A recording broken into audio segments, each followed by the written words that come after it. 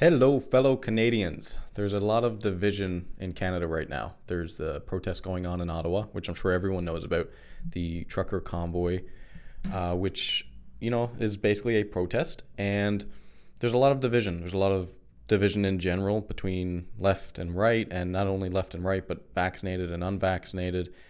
And essentially, there's a lot going on. There's a lot of division, and I want to sort of bridge the gap a little bit and bring back some unity. Because I think that no matter what side you fall on, there's certain fundamental principles that we as Canadians have to believe in and agree with. And so my goal for today, and I don't want this video to be too long, but my goal today is to sort of point out some of the logical fallacies I see on all sides, but more importantly, bring some unity, bring some foundation to our beliefs as Canadians, and hopefully allow for more respectful dialogue, because it's getting crazy out there. People are being very disrespectful. People are being very divisive, being just tribal, and it's not good, okay? We're all Canadians at the end of the day, and we all have shared beliefs. And so I want to go over some of that now, hopefully bring some unity back to Canada. And I just want to note that I am moving towards truth in this. I'm not perfect, and I'd love to hear opposing views. But the first thing I want to talk about is the false dichotomy of the debate. One of the biggest fallacies I see with this debate is the false dichotomy for the vaccines.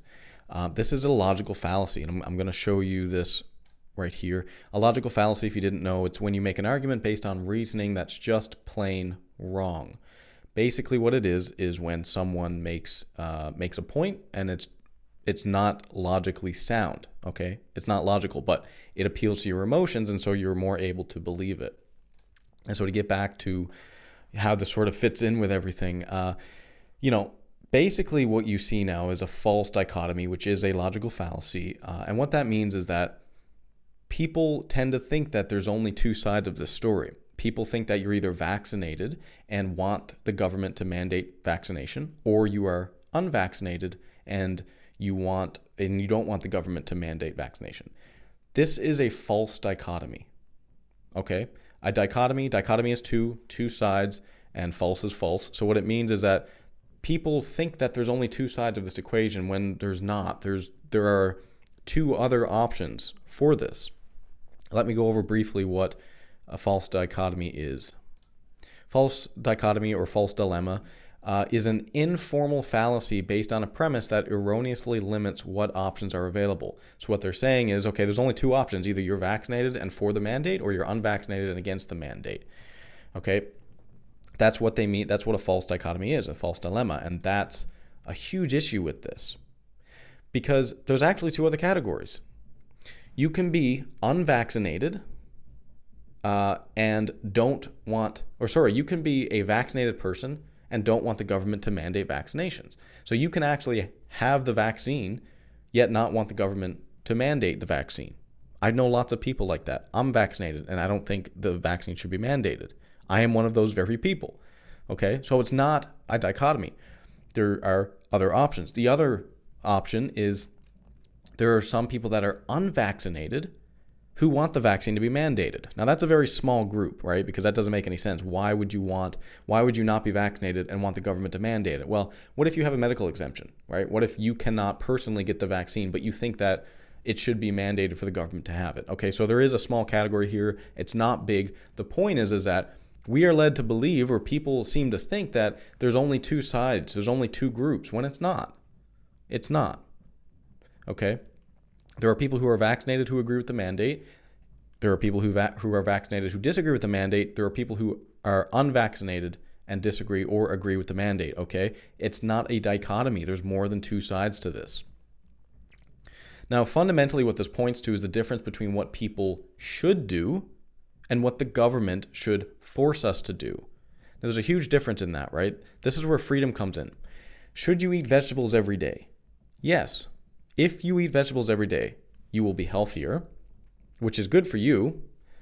Not only is it good for you, it's good for your family, because you will be healthier and you'll be able to do more things with them and you're going to live longer. Not only is it good for your family, it's good for the rest of Canada. It's good for Canadians. Why? Because if you are healthier, you do not clog down the public health system as much. And so as taxpayers who are Canadian and are paying into the public health system, guess what? If you are unhealthy, it costs Canada. Okay? It does affect other people if you are unhealthy. Does that mean that the government should mandate that everyone eats 3 to 5 servings of vegetables a day? Absolutely not. That would be a huge breach of fundamental human rights, of freedom. Okay? So it's a question of what people should do versus what the government should mandate or enforce. You should do a lot of things. You should get up at the same time every day. You should eat your vegetables every day. You should exercise. And these all do have an effect on other people around you, including the rest of Canadians. But should the government mandate all those things? No. Why? Because we believe in a certain level of liberty and freedom in Canada. Okay? Now, the people in Ottawa, the protesters in Ottawa, they're fighting against mandates fundamentally. Now, albeit there are some scientists there and they are questioning the, let's say, the data that's coming through on the vaccines. This isn't I'm not a scientist. This isn't a scientific video. It's a philosophical one. Okay. Fundamentally, what they are fundamentally it's an ethical disagreement. It's not a scientific disagreement, though they do disagree with the science a little bit. The point is that the protesters are fighting against a government decision. So the government made a decision. We are going to mandate vaccination. And the protesters are saying, we disagree with that. We disagree with the government's decision. Okay? That does not mean necessarily that they think that the vaccine is unsafe or that you shouldn't get it. This is a false dichotomy. Again, another false dichotomy. Just because they disagree with mandating the vaccine doesn't necessarily mean that they think the vaccine is garbage or they think it's a big conspiracy or they think that Trudeau's out to get us or anyone. Okay? It's a false dichotomy. Now, here's the thing. They are protesting for what they believe in. Okay? Protesting for what they believe in. Now, why do we even have this freedom? Do we have this freedom? Let's check. This is the Canadian Charter of Rights and Freedoms. Actually, let me zoom out so you can see the whole thing. If you haven't read this as a Canadian, please go and read it. It's not very long. It's got 34 little sections here. It's a one-page PDF. You can look it up online. I'll put it in the show notes. That would be fine too. But I'm going to zoom in here on this section. Bear with me, friends. Fundamental freedoms. What does fundamental mean? Fundamental means the government cannot take these away. These are freedoms that are fundamental to you as a Canadian. They are, quote, quote, God-given. If you don't believe in God, well, whatever. It actually says here, whereas Canada is founded upon principles that recognize the supremacy of God and the rule of law. If you're getting hung up on the God idea, basically you can think about it like these laws are above the government. The government cannot change these. These are given to you by the very fact that you are a human being living in Canada, okay? What are our fundamental freedoms? Everyone has the following fundamental freedoms. A, freedom of conscience and religion. B, freedom of thought, belief, opinion, and expression, including freedom of the press and other media of communication. C, freedom of peaceful assembly. Freedom to protest. This is a fundamental freedom that is well defined in our Canadian Charter of Rights and Freedoms. Okay? So why do we even have this? Why do we have this right to protest? Well, if you think about it, as citizens, what do we have? What tools do we have at our disposal to challenge the government?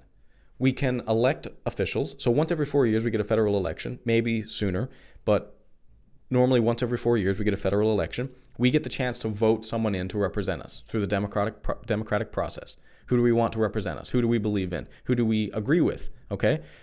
4 years is a long time. Countries can fall apart in 4 years. Countries have fallen apart in 4 years. Okay? It's a real potential. So what tool do we have to challenge the government if they make a decision within those 4 years that we disagree with? We can show up with a bunch of people and protest. That's why we have the freedom to protest. Why? Because sometimes the government could be wrong. Sometimes the citizens will disagree with the decision that the government has made. That's why we have the freedom to protest, so we can challenge the government on things that we disagree with. As a Canadian, you have the right to protest. peacefully. Of course, you have the right to protest because the government could be wrong about something. So the thing is that even if you disagree, let's say you disagree with, what the truckers are standing for, what this whole convoy is standing for. Let's say you disagree and you think that the vaccine should be mandated. You should still agree that they have the right to peacefully protest. You should still agree that if they don't want to work and they want to protest, that's their choice, that's their decision. And it's terrible because I see so many people saying, just go back to work, or let's support the truckers who are continuing to do their job. It's like, okay, you can support the truckers who are continuing to do their job, but as a Canadian who believes in our fundamental Canadian Charter of Rights and Freedoms, you can also choose to support people who do not think that the government is right and are choosing to stop working and protest in opposition to that. Okay? You can support both. It's not a dichotomy. It's another false dichotomy. There's lots of logical fallacies in this thing. So, as a Canadian, you don't have to agree with them, but you have to agree with this if you believe in our fundamental human rights, which you should. Okay? Now, what about the peaceful part? Because this is something that's interesting, and a lot of people get hung up on this because, you see people on the news and there's people that are not peacefully protesting. Of course, no matter what protest you do, no matter what side of the political spectrum you lay on, there's always going to be idiots that show up to the damn thing. Think about this. If you have a house party, if you ever had a house party and you invite everybody and the house is full of people, let's say there's 50 people in your house, what are the chances that one or two people are going to be complete idiots? Pretty damn high. Pretty damn high. There's always an idiot or two at a house party. Now imagine you have a protest with thousands and thousands and thousands of people. How many idiots are you going to have? Quite a few, right? Idiots show up everywhere. So what do? You have to hold those responsible as individuals, the people who are individually responsible for being an idiot. You hold them responsible to law. Okay? You hold them accountable. But you don't cancel the party. You don't tell everyone that they have to leave now. You don't arrest everyone. If there's a couple idiots at the party, you kick the couple of idiots out. You don't shut down the whole house party and cancel the party. Okay? There's always going to be idiots there. I'm sure there's protesters at that convoy, at that protest right now, that are idiots. It's basic math. It's basic statistics. But that doesn't mean the majority is, for one. So yes, we hold the individuals accountable, but we don't hold the group accountable for the individual's actions, okay? Our whole law system is based on individual responsibility. You cannot demonize a group based on individual, an action of an individual that is within that group. And if you don't think that there's any peaceful protesters on there, just go online. Check out YouTube. There's live footage there. There's lots of peaceful protesters. Lots of peaceful protesters out there. Hold the individuals responsible. Let the protesters go. The peaceful ones go. In sum, if you are a Canadian who believes in our fundamental human rights, if you believe in the Canadian Charter of Rights and Freedoms, which gives us all of these freedoms that we have, okay, including the right to protest, if you believe that maybe, just maybe, the government is wrong sometimes, and maybe, just maybe, we should have the right to challenge them. If you believe in peaceful protest, if you believe in Canadian values, then you support the protest. That doesn't mean you have to support it in the way that you agree with what they are fighting for, but you support their right to protest. That's what a Canadian is. As a Canadian, I believe in that right to protest because I don't think the government is always right. And I think that we as citizens have to have power to challenge them.